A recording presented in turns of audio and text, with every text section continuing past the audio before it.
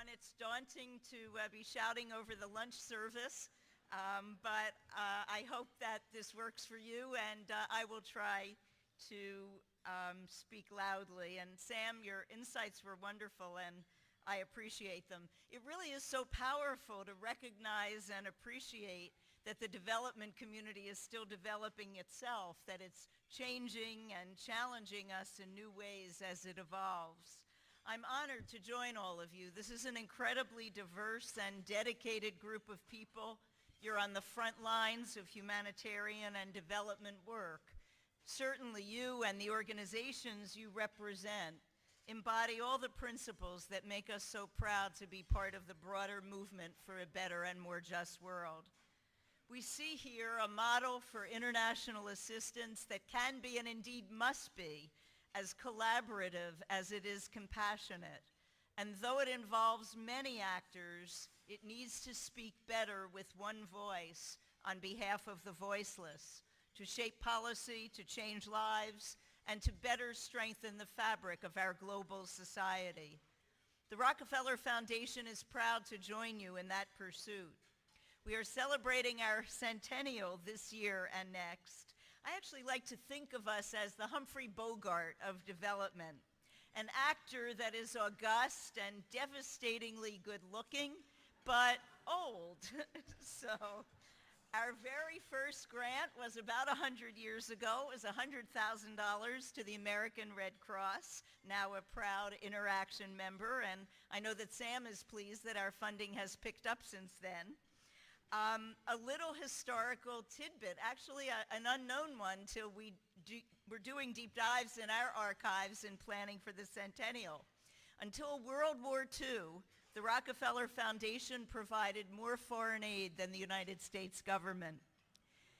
It's a pretty amazing statistic. And we've tried to be an innovative force for social good in the decades since.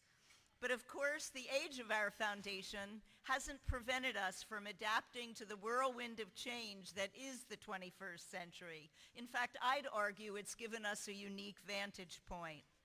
Over the past half century, we've watched national governments shoulder greater global responsibilities.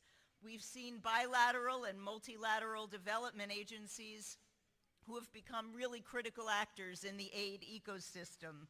We've also seen the proliferation of foundations and organizations, IGOs, NGOs, INGOs, committed to global health and poverty reduction and to the causes of human rights and human dignity and human potential. It's been a privilege for us to join this new generation in promoting well-being around the world. And I'm thrilled that Rockefeller, in addition to funding many organizations in this room, is also partnering with Interaction to host discussions on new technology, on global giving, and on innovative finance, including impact investing. Sam has just given us a great overview of the challenges of this new development ecosystem and its implications for all of us. But I'd like to elaborate on one particular change we have focused on at Rockefeller, one that I think has powerful ramifications for the future of all of our work. In the US and around the world, we see leaders everywhere breaking out of bureaucratic boxes. We see new ideas and innovations arising from very unexpected sources, and organic, leaderless movements are finding and using new levers of power. In short, the innovators are inheriting the earth, and they are beginning to revolutionize it. Now, this isn't an entirely new phenomenon. For the past century, Rockefeller has witnessed and encouraged precisely this sort of innovation. The early Rockefeller staff didn't use the word innovation. They called it scientific philanthropy. They supported people and organizations seeking significant breakthroughs, a vaccine for yellow fever, a green revolution in agriculture, the creation of the field of public health. And when a young Albert Einstein requested $500 for his research, John D. Rockefeller told his deputy, "Let's give him $1,000. He may actually be onto something." That's the kind of experimentation and innovation we hope to retain as a hallmark of the Rockefeller Foundation. Because when restless minds are onto something, they very often change the rules of the game. Just a few bottom-up tweaks to the system can have very significant ramifications for how we work. Take the innovation process called crowdsourcing, for instance. Crowdsourcing engages thousands of minds, each approaching a problem in a different way to generate cross-cutting ideas that address complex social challenges. We've supported Ashoka's Changemakers, among others, to scale and expand this kind of open innovation platform. Changemakers, for example, post social challenges online. They invite competing applicants to submit potential solutions. In their model, proposed solutions are published transparently and they remain unlocked for revision. This concept is called collaborative competition, and it facilitates two areas of learning. First, it identifies clusters of learning, clusters of ideas as they emerge, but it also identifies the white spots. Problem solvers can see where their counterparts are focusing and where there may be space to propose alternatives. Second, it promotes collaborative revision and iteration. The sooner an applicant submits a proposal, the earlier they can actually see the others' work and further sharpen their own thinking. For example, Global Water Challenge, which as you know is a coalition of 22 leading organizations, sought a new approach to help low-income communities in emerging nations access sanitation and drinking water at low cost. Competing applicants from 54 countries put forward 240 ideas. Since every suggestion was visible to every entrant, the collaborators competed and collaborated spontaneously. The final winner included online contributions from countries as diverse as India, Malawi, Kenya, South Africa, and the United States. Then a private donor put up $1 million to test the solution in the field and take it to scale. Hundreds of people who had never met one another pooled their expertise to solve a common problem. All these models encourage unprecedented cooperation among diverse participants to generate unparalleled creativity and innovative solutions. Of course, many solutions don't need to be invented at all. They only need to be found and then scaled. For example, we funded for the G20 a crowdsourcing initiative using the Ashoka platform to identify new game-changing ideas for how to give small and medium-sized enterprises the financing structures they need to grow and scale. One finalist was an organization called Entrepreneurial Finance Lab, which is pioneering new methods to evaluate and finance companies in the developing world countries where credit information is often unavailable, so traditional credit scoring metrics don't work. They've developed a statistically proven tool that assesses credit risk by looking at an entrepreneur's intellectual and psychological characteristics. This is really fascinating stuff, and it is a very far cry from what the G20 might otherwise have focused on. In fact, the G20 was so impressed by the ideas they received, they picked 17 winners and committed $500 million to fund them. In other words, new innovations brought new actors into the field and led government leaders to be bolder, to take risks in finding and funding social entrepreneurs who could catalyze real social change because they were there working on the ground. And if technology is enabling us to tap millions of minds, it also lets us tap hundreds upon hundreds of hearts. Take our grantee Sanya Nishtar, a brilliant doctor and public health leader. In her native country of Pakistan, a child dies every minute of every day from preventable, treatable diseases. Sanya saw tragedy all around her and has dedicated her life to ending the silent and unjustified suffering of millions of individuals, but she realized she could no longer do it one patient at a time. So her innovation was HeartFile, an NGO that now has found entirely new ways to broaden access to healthcare financing and critically needed health services for 90% of the Pakistani population, those who have no insurance. With HeartFile, doctors now use cell phones to check a government database that will verify the patient's poverty status. Then, using SMS texting, Sonia solicits donations from around the world from donors willing to give as little as $1 for the patient's treatment or surgery. Poor people now get life-changing and life-saving medical care, and now within 72 hours at the longest. But while technology, whether it's crowdsourcing or mobile phones, is now a key to mobilizing social change, we also need to be focusing on innovative techniques that are really allowing us to grow the long-term sustainable power of collective action. Let me give you an example from a Nairobi slum, and just to confuse you, it's one called Kosovo. For years, the residents of Kosovo have been ignored and maltreated by the local government and by local companies. They deeply resented the actions that ignored the harsh realities of their lives. When the Nairobi City Water and Sewage Company found illegal water hookups, they simply cut off the water and electricity services.